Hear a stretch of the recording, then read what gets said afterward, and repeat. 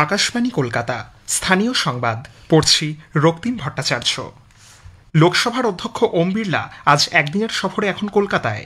বণিক সভা Bharat chamber of commerce বিসিসির ১২৫তম বর্ষপূর্তি অনুষ্ঠানের সূচনা করবেন তিনি। এই অনুষ্ঠানের মূল ভাবনা বিকশিত ভারত। দেশের সামগ্রিক উন্নয়ন, অর্থনৈতিক অগ্রগতি, শিল্পক্ষেত্রের বিস্তার এবং ভবিষ্যৎ পরিকল্পনা নিয়ে বিসিসির এই অনুষ্ঠানে আলোচনা করবেন উপস্থিত অতিথিরা। শহরের শিল্প বাণিজ্য ক্ষেত্রে ভারত চেম্বার অফ কমার্স দীর্ঘদিন ধরে যে ভূমিকা পালন করে আসছে, এই অনুষ্ঠান তার এক ঐতিহাসিক মাইলফলক হিসেবে বিবেচিত হচ্ছে।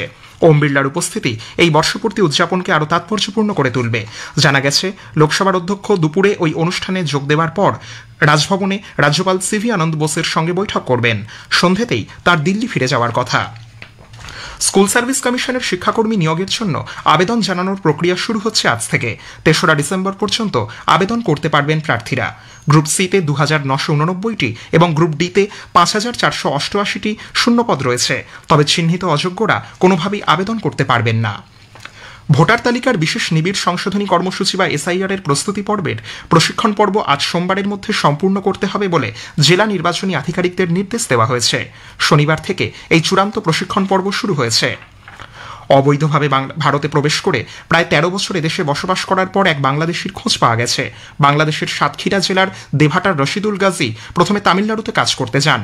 পরবর্তীকালে উত্তর ২৪ পরগনার শ্রীধরকাটি এলাকায় এক ভারতীয় মহিলাকে সে বিয়ে করে। এরপর তার শ্বশুরকে বাবা বলে পরিচয় দিয়ে আধার কার্ড তৈরি করেছে। বিরোধী সিপিআইএম এর অভিযোগ, এই ঘটনায় তৃণমূল কংগ্রেসের বিধায়ক যুক্ত আছেন। এসআইআর এর আতঙ্কে রাজ্যে এক মহিলার মৃত্যুর খবর মিলেছে। ডানকুনির ২০ নম্বর ওয়ার্ডের বাসিন্দা হাসিনা বেগম গত সন্ধ্যায় হৃদরোগে আক্রান্ত হয়ে মারা যান। বয়স ৬০-এর বেশি। তিনি মেয়ের বাড়িতে থাকতেন বলে পুলিশ সূত্রে জানা গেছে। এসআইআর এর আতঙ্কে তিনি কয়েকদিন ধরেই অসুস্থ হয়ে পড়েছিলেন বলে পুলিশকে জানিয়েছে পরিবার। নদিয়ার চাকদহ থানার পরাড়ি গ্রামে একটি বাড়িতে হানা দিয়ে জাল নথি দিয়ে ভুয়ো পাসপোর্ট তৈরির কাণ্ডে ইডি আজ ৩ জনকে আটক করেছে। বিপ্লব সরকার নামে পেশায় দিনমজুর এক ব্যক্তির বাড়িতে আজ সকালে ইডি হানা দেয়। জেরা ও তল্লাশির পর বিপ্লব, তার দাদা বিপুল ও বাবা বিনন্দ সরকারকে আটক করেছে ইডি। বিপ্লব সরকার পেশায় রাজমিস্ত্রি ও বিপুল কাঠমিস্ত্রি বলে খবর মিলেছে। কলকাতার হরিদেবপুরের নাবালিয়াতে আজ সকালে এক মহিলাকে লক্ষ্য করে গুলি চালানোর ঘটনায় বাবলু ঘোষ নামে একজনকে গ্রেপ্তার করেছে পুলিশ।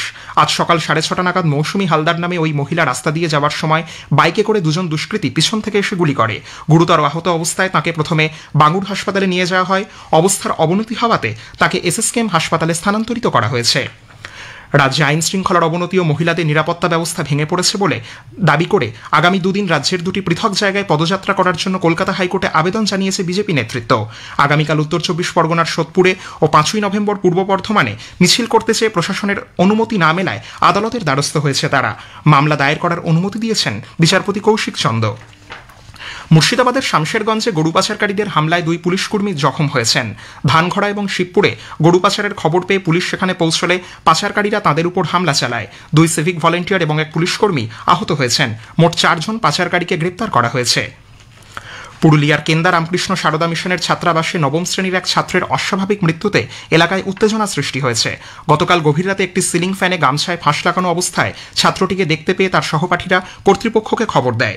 দ্রুত উদ্ধার করে ওই ছাত্রটিকে নিকটবর্তী হাসপাতালে নিয়ে যাওয়া গেলে চিকিৎসকরা মৃত বলে ঘোষণা করেন। ঘটনার তদন্ত চলছে।